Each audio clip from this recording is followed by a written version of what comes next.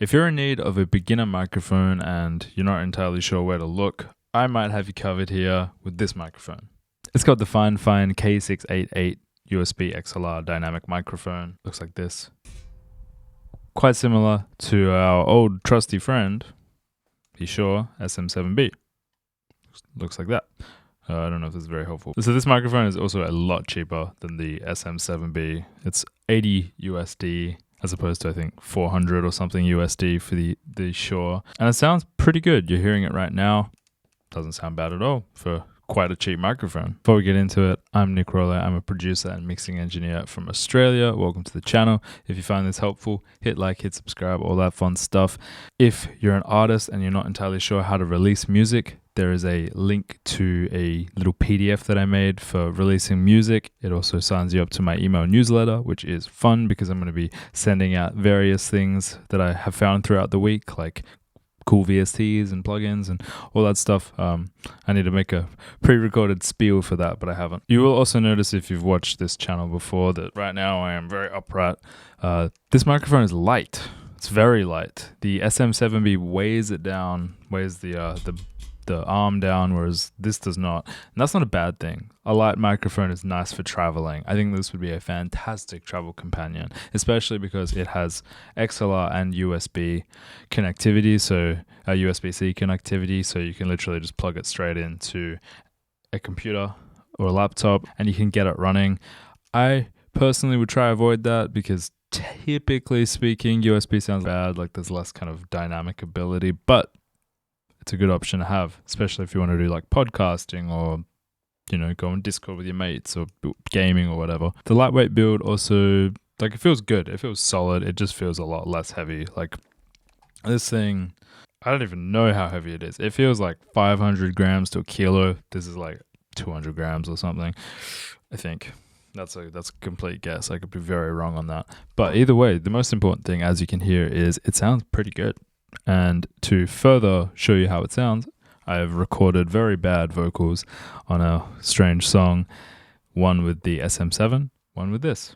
And let's have a listen and see how they sound, you know, in the context of things. So it sounds like this, the beat at least.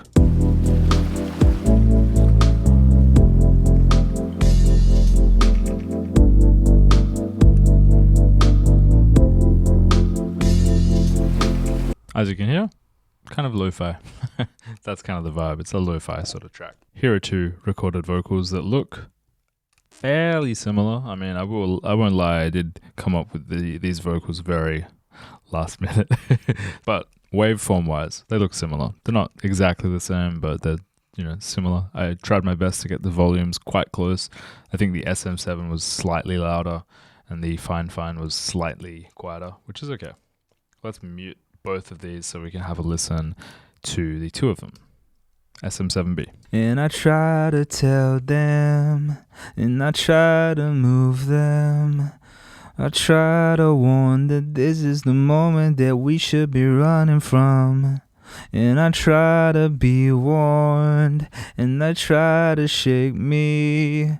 And I'm moving in circles, I can't ever be undone, I don't know why. It's not bad, you know, like not the best singing you've ever heard, but it's not the worst. Now let's listen to the K688. And I try to tell them, and I try to move them, and I try to warn that this is the moment that we should be running from. And I try to be warned, and they try to shake me. And I'm moving in circles, I can never be undone, I don't know why. So right off the bat, what I can hear is there is a difference. And that difference predominantly to my ears is this microphone, the FiFine K688, has a lot more kind of like low mids. It's like a lot more low mids. A little bit less of a pronounced high end as well. Like it's a little bit kind of more muffled. But I don't think that's a problem because, for one, it's a lot cheaper than the Shure. So you can't expect the qualities to be perfectly balanced. But with a few little EQ moves, I think you can make it sound as good, maybe better, than the Shure SM7B. One thing I will also say that is quite nice, this microphone, the FiFine K688, can get a lot louder. than the Shure can without a cloud lifter or like a mic line preamp. Basically, the SM7B is quite quiet. You need to have a preamp to boost it, and that's expensive. That's another $200 or $100 depending if like you're US or Australian. This can get really loud. Wouldn't necessarily push it as loud as you can go because it's going to start clipping, but if you were recording, say, acoustic guitar, I think this microphone would shine. Perhaps I'll do that after I do these vocals. So looking at the FiFine, I've done some processing, and let's go through it and see how good we can make it sound. First up, I'm using auto-tune vocal EQ, mainly to try and tame some of those low mids that I kind of heard as a problem. And I try to tell them, and I try to move them, and I try to warn that this is the moment that we should be running from. And I try to be warned, and they try to shake me. And I'm moving in circles that can never be undone. I don't know why. Alright, so that's sounding better. You can also hear it's a lot quieter. The microphone is a lot quieter. Interesting. And to be honest, I think a part of that is because I don't actually myself have a cloud lifter for the Shure SM7B, so I'm having to crank the gain on the interface, so you're hearing interface noise, whereas this is a lot quieter because I don't have to crank it as much, if that makes sense. Next up, let's compress it. And I try to tell them, and I try to move them, and I try to warn that this is the moment that we should be running from. Another level of compression. And I try to tell them, and I try to move them, and I try to warn that this is the moment that we should be running from. Next, let's add a bit of EQ to sort of compensate for the fact that it feels less bright. And I try to tell them, and I try to move them, and I try to warn that this is the moment that we should be running from. Potentially too bright. And into a de-esser. And I try to tell them, and I try to move them, and I try to warn that this is the moment that we should be running from. So, pretty noticeable difference. As I said, potentially too bright right now. When I made this kind of chain of vocal effects, I hadn't gone as hard on that low note, and consequently by removing more lows, it kind of makes it feel a little bit brighter. What I should do is make sure these sound relatively balanced in volume. So, and I try to tell them, and I try to tell, and I try to tell them. All right, that's close enough. So let's have a listen now in the context of the song. And I try to tell them, and I try to move them, and I try to warn that this is the moment that we should be running from. And I try to be warned, and they try to shake me, and I'm moving in circles that can never be undone. I don't know why. As you can hear, it sounds pretty good pretty quickly. And I'll just quickly copy that exact same chain over to the Shure. Let's have a listen.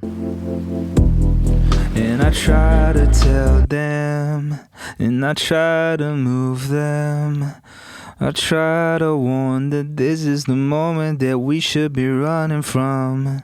And I try to be warned, and I try to shake me, and I'm moving in circles that can never be undone. I don't know why.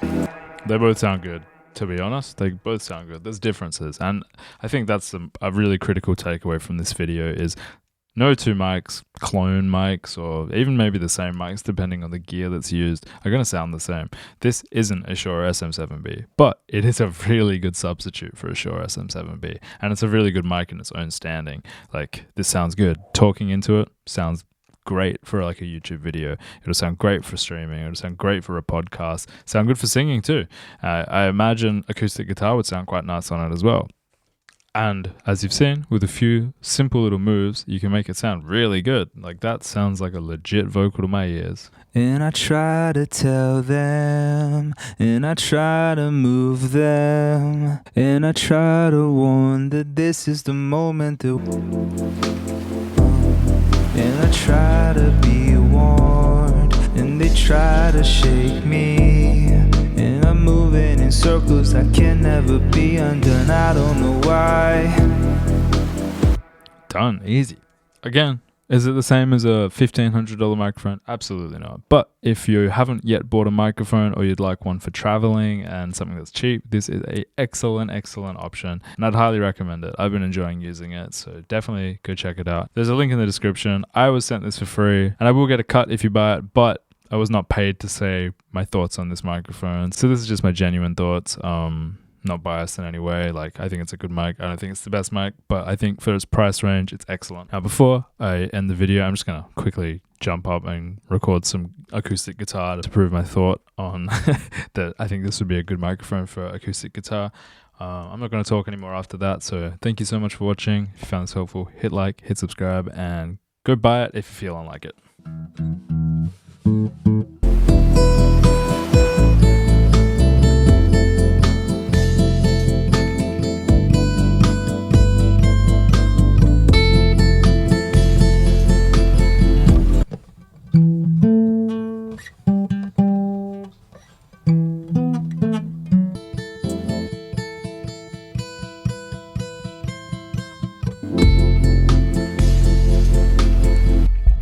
To be honest, I'm back again. I keep saying goodbye and I keep reappearing. To be honest, I think I'm going to use this as an acoustic microphone. It's nice and loud and it sounds great. Good job, FiFine. Catch you later.